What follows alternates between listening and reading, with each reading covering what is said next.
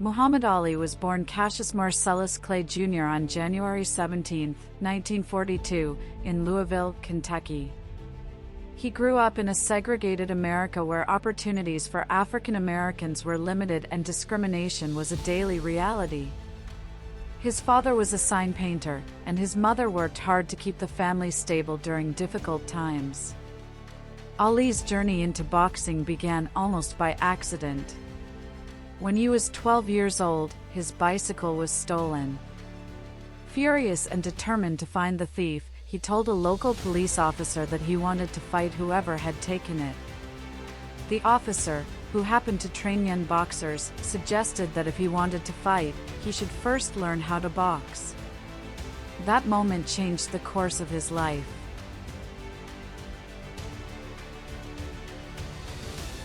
From the start, Cassius Clay showed unusual speed, confidence, and determination. He trained relentlessly, quickly developing a style that was different from most heavyweight fighters.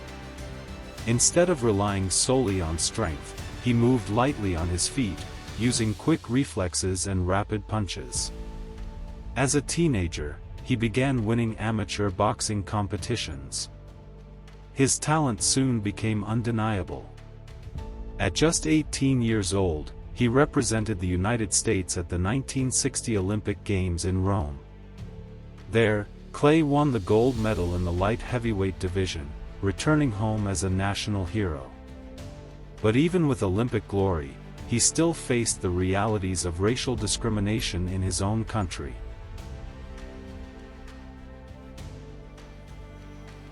After turning professional, Clay quickly built a reputation not only for his skill in the ring but also for his bold personality. He spoke confidently about his abilities, predicting victories and entertaining audiences with clever rhymes and statements. Many critics dismissed his style and his confidence, but Clay continued winning fight after fight.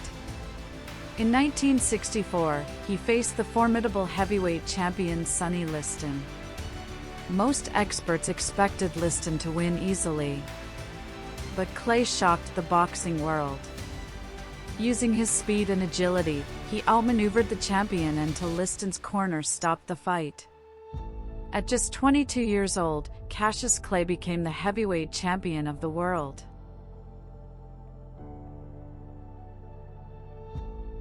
Shortly after winning the title, Clay made a decision that would redefine his identity.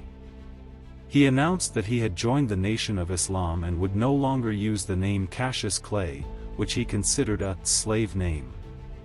Instead, he adopted the name Muhammad Ali. The announcement created intense public reaction.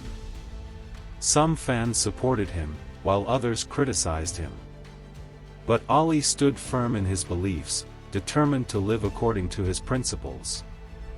His name soon became known around the world.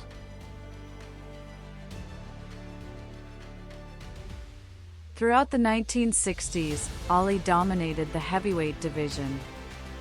His boxing style, fast footwork, lightning punches, and defensive skill made him one of the most unique fighters in history. He famously described his approach with the phrase, "Float like a butterfly, sting like a bee." Ali defended his title multiple times, defeating top challengers and thrilling audiences with his charisma and showmanship. His confidence, humor, and poetic trash talk made every fight a global spectacle. But Ali's greatest battles were not only fought inside the ring.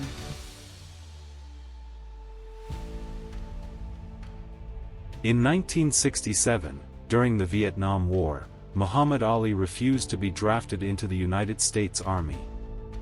He cited his religious beliefs and opposition to the war, stating that he would not fight in a conflict he believed was unjust.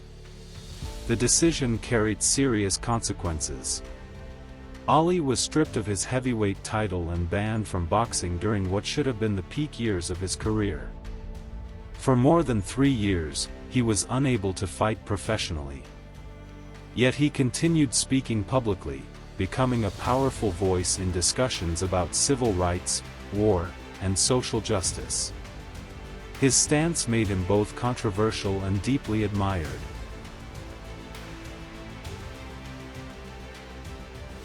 In 1970, Ali was finally allowed to return to boxing. The world watched eagerly as he attempted to reclaim his place among the sport's greatest fighters. In 1971, he faced Joe Frazier in what became known as the fight of the century. The match captured global attention. Although Ali lost the bout, the rivalry between the two fighters would become one of the most famous in boxing history. Ali continued fighting, determined to regain the championship.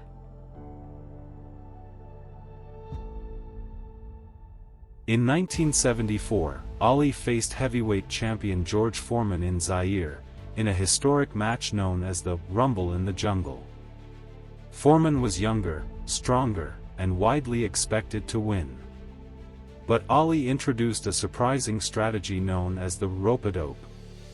Leaning against the ropes, he allowed Foreman to throw powerful punches while conserving his own energy. As the fight progressed, Foreman grew exhausted. In the 8th round, Ali struck with a combination that knocked Foreman to the canvas, reclaiming the heavyweight championship in one of the greatest upsets in sports history. The victory cemented his legacy.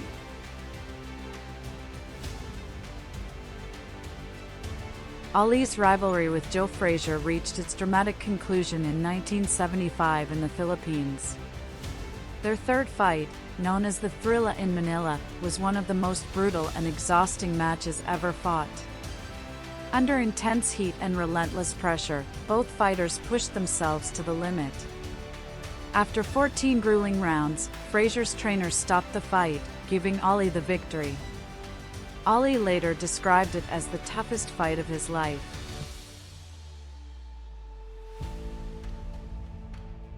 After retiring from boxing, Ali faced a new challenge.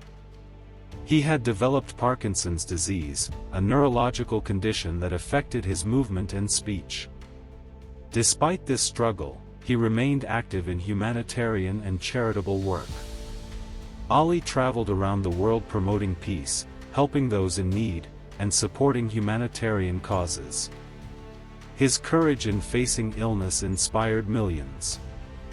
One of the most memorable moments of his later life came during the 1996 Olympic Games in Atlanta, when he lit the Olympic torch before a global audience, a powerful symbol of resilience and dignity.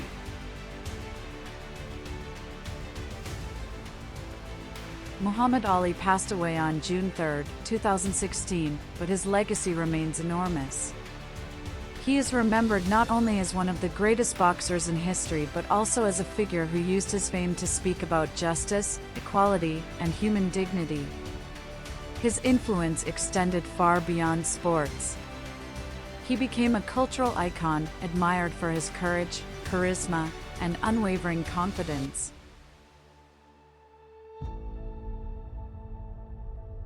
Muhammad Ali often declared, "I am the greatest." At first, many saw it as bold self-promotion. But over time, those words came to represent more than boxing victories.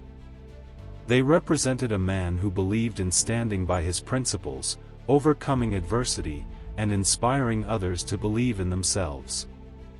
His story continues to echo across generations, the story of a young boy whose stolen bicycle led him to a boxing gym, and whose voice, determination, and courage changed the world forever.